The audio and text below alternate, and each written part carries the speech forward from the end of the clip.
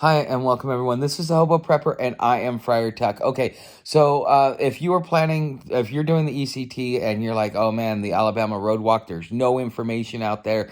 I have been doing my best to put quite a few videos out there. If you look through my videos, you will find the Alabama Road Walk videos, and I strongly suggest that you watch them because it will kind of show you my experience along the trail.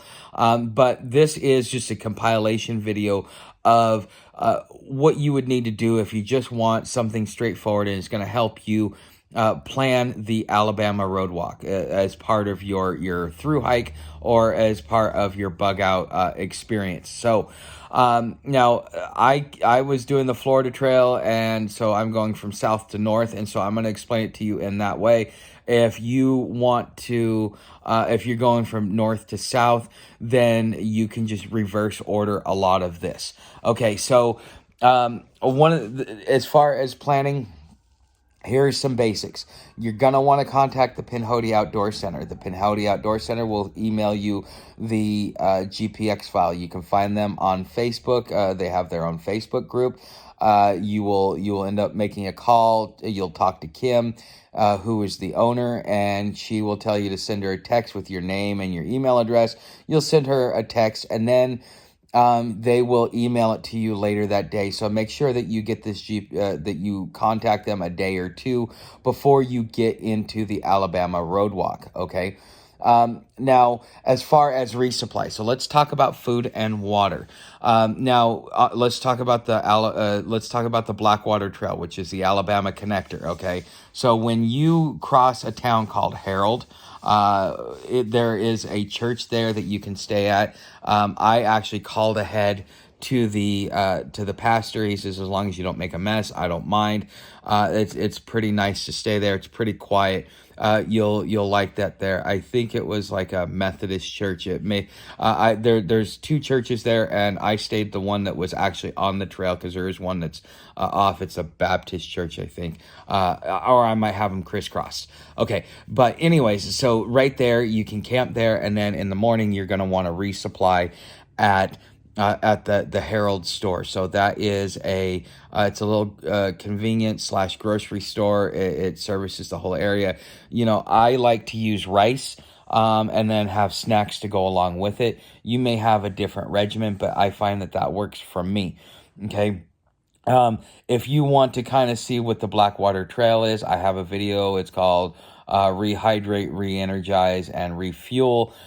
Just go ahead and look up that video, and it will show you kind of what the Blackwater Trail is like. Okay, and with that being said, you're gonna go. It took me 3 days. Well, it would have taken me. It takes about 3 days to get to the Alabama border if you're doing about 15 miles a day, because it's about 45 miles or so from Harold to the Alabama border. Okay, and so again, so that's 3 days, and then once you cross the Alabama border, you've got another 2 days before you hit another resupply point if you stay on trail. Now, staying on trail is gonna you're gonna want to camp at the Carolina Baptist Church. They know a lot of the hikers that come through. It's very common for people to stay there. You're gonna want to stay out by the bus barn. Then from there, the next morning, you'll make it into Andalusia. So I would say that you should plan for at least 5 days worth of food just to make it into Andalusia. Now, you have plenty of stores. The first store that you're going to come across is called the Thirsty Turtle. And yeah, I went in there, I pigged out, got my chocolate milk, and got my Coke and all that stuff, because that's what I crave when I'm out on trail. It's just chocolate milk and Coke and whatever other junk food I can put in my body. Okay. So once you, that's the hardest part. Now, there is an alternative option that is not on there. Now, I did debrief the Pinhoti Outdoor Center, so they have the same information. So if you call them and you're confused, you need some updates or some information about what to do on the Alabama Road Walk. They will be able to share with you the same information that I'm sharing with you, or maybe a little bit more detailed, because I was able to have a conversation and they were able to ask me questions. So when I came off, you're gonna come on you're gonna come on a clay dirt clay road, okay, and then as soon as you get to a paved road, you're gonna take a right, okay. The trail's marked very well there. You'll be able to see your turn, so on and so forth. Now, I only got 3 days worth of food because when I had done my research, I the things that people were saying is that, oh yeah, there's plenty of gas stations. You don't need more than a day's worth of food. That works once you get to Andalusia until you get to Montgomery, or actually until you get to Titus, which is about 2 days outside of Montgomery. So it's like the last 25 miles of the trail, 30 miles of the trail, is when you will run out and not have another resupply point. Okay, and so that's important if you're trying to plan your logistics as far as your resupply. Now, every church that I came across, I always found water, didn't have a problem with water. But if you're like me and you got 3 days worth of food, you cross the border and all you've got is like a quarter cup of rice and that's it. Then what you're going to want to do is you're going to want to take a little bit of a detour, but this detour will actually play out, and I think it is better than following the trail through the forest, because you do a mostly road walk, and then right there towards the end, it puts you on a small little trail, and then it puts you right back on a road walk again. And it'll be like that at the very end as well. You'll get to the Coosa Trail. That'll add 5 miles unless you just want to take 29 straight in, and that will cut 5 miles off your trip, and it'll put you straight up to Flag Mountain, because when you cross 22 and 29, it'll say, there'll be a sign that says Flag Mountain. Just keep following that until you see the Flag Mountain turn off. You don't have to take the Coosa Trail if you don't want to. Okay, so what I ended up doing is, once I hit that paved road, is I followed it and went to, I think it's Bradford. And then about another 7 miles from Bradford is Wing. Okay, and so you're going to want to take 4 into Wing, and there is a little gas station there. You're not going to have very much signal. You won't have very much signal the whole time, so you kind of just got to rely on just your own navigation and your own planning. Now they have Hunt Brothers Pizza. They got fountain drinks. They got plenty of stuff because I like to have my donuts in the morning. They had crackers and nuts and all kinds of other stuff for snacks, because usually what I do is I eat rice and then I just use crackers and nuts and jerky as my snack food, and donuts in the morning for breakfast. Okay, rice will help you with keeping yourself going, and it's kind of lightweight compared to the amount of meals that you get for it. Like a 1 pound bag of rice should last you about 5 days. Okay, so from there, I went up to Open Pond, and I took a 0 day at Open Pond because I got rained out. When it says it's going to rain in Alabama, you should expect a flash flooding. It is going to be really, really bad. And so that's something that I would strongly recommend. That, if you need a day to dry out, go up to Open Pond. That's about 6 miles from Wing, and that will be about a 25-mile day for you. It went from the crossing the border all the way up to Open Pond. Okay, so if you're planning your logistics, now you do have to have cash. It's $8 for a primitive site, $16 for a site with connections, water, stuff like that.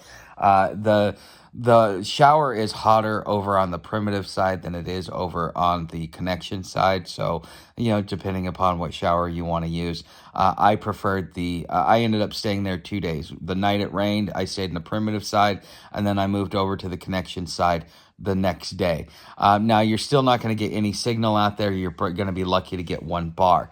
Okay, so from there, it's about another 4 miles to the trailhead. You can find it on Google Maps. It labels as a trailhead. You'll follow that. You'll go into the Carolina Baptist Church. The associate pastor, he's going to probably come by. He'll talk with you. Let him know that you learned this information from the Hobo Prepper, because I told him about the channel and what I was doing. And the Pinhoti Outdoor Center has all this information as well. From there, you'll make it into Andalusia. You'll get the Thirsty Turtle, and then it will be smooth sailing. Now, when you get to downtown, because the GPX file is a little broken, when you get to downtown, there'll be kind of like a little circle. If you look to the right, so you're going to go towards, um, just kind of Google your way towards Walmart and 84, and it'll take you right in there. Okay, so when you go by Andalusia, when you get up to 84 in the Dollar General, and there's even a Burger King there, if you take a right a mile and a half down the road, actually 1.1 miles down the road, is a Walmart in case you need to replace any gear or, get some, if you want to go to Walmart. From there, you'll run into two more Walmarts, one in Montgomery, which you'll walk by, and one in Wetumpka, which is the next city after Montgomery, which you will walk by. Okay, but this one is a mile point one off of the trail.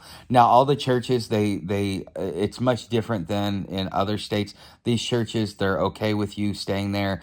If you do stop by certain churches, a couple of churches that I would recommend that you make sure to camp at. And also, you're going to want to get the contact information, because you're going to want to stay at Mount Zion in Strawn, and you'll get to meet Mr. Wesley, and he is a wealth of information. If you want to learn about being a hiker, if you want to learn about being a better hiker, this man will teach you a lot. This guy is an outdoor survivalist, lifetime hiker. He is really great at what he does. He taught me a lot. He taught me how to navigate, even if I get lost on trail, which was really, really important for me to learn. The second one you're going to want to stop at is, I think it's called Mountaintop Baptist Church. It is in a community called Bethlehem. There they have they kind of have their own little food bank for the community, and they help out the hikers by giving them an opportunity to resupply on food. So if you're, one, trying to save money, or two, you're running low on food, they do have some stuff. Like, I was able to take some chicken and some Pop-Tarts, which was really, really good. And then from there, you'll stay at another church. Now, I will tell you that if you go to houseonmyback.com, there is a map of all the different churches along the way. Now, towards the end, he doesn't mark all of them. Once you cross 22 while you're following 29, there is a church that is 4 miles from Flag Mountain, or from the Pinhoti terminus. I would recommend staying there before you continue on if you want to have a fresh day on the Pinhoti Trail. Those were not marked on the map, but I will put a link to it down in the description. Now, again, the churches are great to stay at. Now, if you're wanting to avoid Montgomery, you're going to want to stay at Snowden Baptist Church. And then once you pass Montgomery, there's going to be 3 bridges that you go over, not under. You're going under 2 freeways. The second freeway is where the GPX picks up.